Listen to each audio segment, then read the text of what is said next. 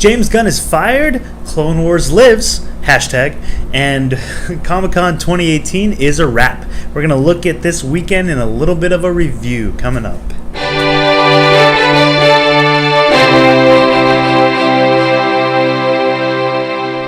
So one of the first of three major news stories that broke this weekend is the firing of director James Gunn from Marvel.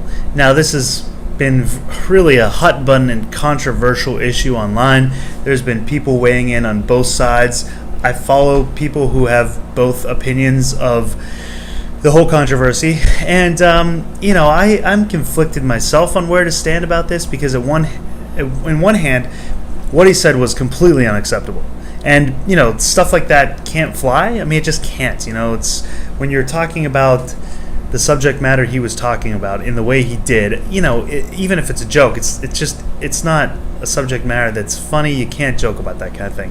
On the other hand, this had happened apparently 10 years ago, and he had said he was sorry, and, he'd apologized. Now, I mean, that only goes so far, and depending on how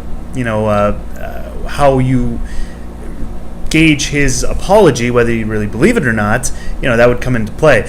But Disney knew about this, and now all of a sudden he's fired after they had, seemingly accepted his apology and hired him anyway, or at least knowingly hired him.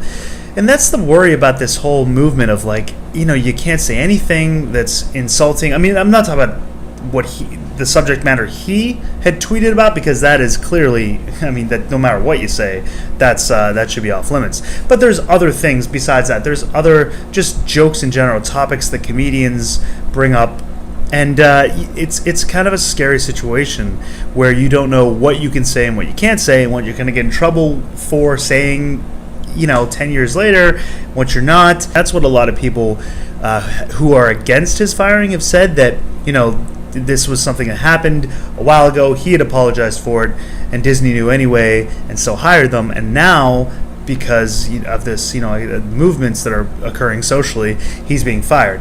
I don't think he should have. I don't know. Why would you say anything like that in the first place? But, regardless.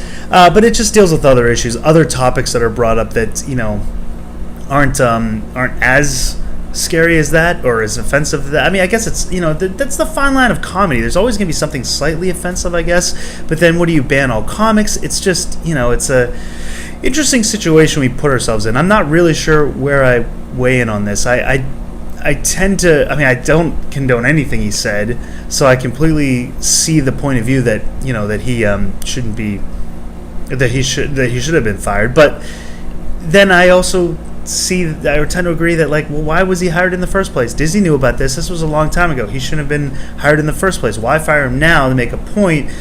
So it's, it's a tough issue. I don't know what you guys think. I would love to know comments. I've been reading a lot on Twitter and, on blog sites in general about this topic, and it's heated debate, and it's tough to, it seems very divisive in people's points of view, as I guess it should be. So anyway, we'll go on to a more fun topic. Clone Wars lives. This was announced at Comic-Con on Thursday, and it's been fantastic seeing again all the hype. There's been some people online who aren't so excited about it, and I can see that. They think it's better left alone the way it was and not to be touched. And after the whole Last Jedi and sort of Disney's perspective on the Star Wars franchise right now, I can understand that point of view too. That you don't want it ruined. It was so good. Now that Disney has a hold of it, are they going to try to push Filoni into including certain aspects that maybe Filoni would not have, or that weren't in the original? It's hard to say. Hopefully not. I'm excited. Come on, I'm excited. I'm very excited about it. We have Resistance coming out this fall, and then we have Clone Wars season 7, and the Favreau live action coming out next fall. So it's going to be a pretty packed year. After all the talk of the standalones being canceled, we know what was coming next. We have episode 9. After that, we don't know for sure any dates on anything. But now at least we have 3 TV projects too. So yeah, so I'm excited about that. And then Comic-Con, of course, this was announced at Comic-Con SD 2018, and now that's a wrap. And that was fun. I went down there. I got to go down there for a day and a night. Unfortunately, that was all the time I was able to spend this year, but it was enough. I got to walk the floor several times. I got to see a lot of stuff. There were a lot of good cosplays, which I will include now.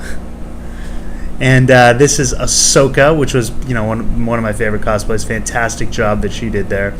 She has the helmet that was released for the Clone Wars, the new show, and or the new season. And I asked her, I said, did you, because this was on Friday that she had wore this, or she had this helmet. I saw her, and I asked her if she had this ahead of time, and she said no, that she had actually had this done a few months ago, and she knows Dave Filoni and was kind of giving a little heads up on where they were taking the Clone Wars, so she was able to make this ahead of time, and it looked fantastic. I thought her costume was great, and the helmet really kind of sealed the deal on that one. And then we have this fantastic Chewbacca, and that's me trying to do my best solo. Although I didn't have my jacket that I wear, which is unfortunate, but it was like 90 something degrees, so I wasn't going to wear a leather jacket. But it would have been a better picture had I worn it. But I'm repping the Superman shirt, so. But this Chewbacca was from the Solo exhibit. They had a little special Solo exhibit there where you could go into the cockpit of the Falcon, and they had a big Chewie standing outside of it, which was pretty cool to see. And he was, puts you in perspective, he was really tall. And I think this was based off of the Chewbacca from the Solo movie, so I don't even think, who was, I believe, slightly shorter than Peter Mayhew. So, I can only imagine how much taller the original, Peter's Chewbacca would be. And then we have this family that was the best family. They had a little Star Wars cosplay group there, and I thought they looked fantastic. And so I snapped a shot of them, and they were my winners of the cosplay contest. Just because, to get the whole family involved, that's amazing, and that's something I would yearn for someday. That's great.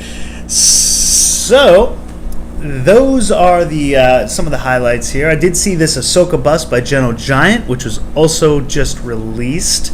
They had a pre-order for it, which I was very tempted to pre-order, and I might have to do so at some point. But I was getting late in the day, and I was just trying to see as much as I could. But it was a fantastic Ahsoka bust by Gentle Giant, and I believe you can order that, or at least pre-order that now. And I did pick up this bad boy, literally a bad boy, Cad Bane from Rebels. This was the pop figure this year that was released from let's see if I can get that a little bit. There we go. It was released from Funko. This was the exclusive pop figure. So I picked this up, and they did a great job on him. The detail work is really nice. He's got his blasters there. I'm going to turn to the side. Got his blasters there, and I'm getting a reflection. And the hat. He always reminded me of, I don't know if anyone's an Iron Maiden fan, but he kind of looks like the Eddie from Somewhere in Time. I'd love to know if that's what Dave Filoni kind of based him off of, because he looks a lot like Eddie from Somewhere in Time. So I don't know. It'd be really cool if that was true. I don't know if it's just a coincidence or if he really did kind of base him off that. But so I did pick him up, and I got a very cool Star Wars shirt. Oh, let me show you that too. So this was an independent designer, and this is the Star Wars shirt there. It's the Boba Fett, but in the style of Cobra, which I thought was fantastic. I had my friend and I both picked up one of these. It was just a really cool shirt. Cool design, it's kind of a crossover between Star Wars and G.I. Joe. Who doesn't like that? So I got one of those as well. And all in all, it was a fun weekend, fun time. Saw a lot of cool things. And Comic-Con, if you ever get a chance to go down to San Diego's Comic-Con, it's definitely well worth the trip. Tickets are hard to get, but it's definitely well worth it if you can. I am going to be going to Star Wars Celebration as well in April of next year. Got the tickets for that, so I'll be headed there as well, and be a fun. I think that it's going to be interesting. Honestly, the celebration. We'll talk more about that as it comes up, and see what developments happen between now and then. But it might be a very interesting celebration. So, okay, guys. Well, let me know everything, your comments about everything that we've talked about, the whole James Gunn situation, and Comic-Con, and hashtag Clone Wars lives, down below in the comments. And if you like the video, give it a big thumbs up. And until next time, lock the doors and hope they don't have blasters.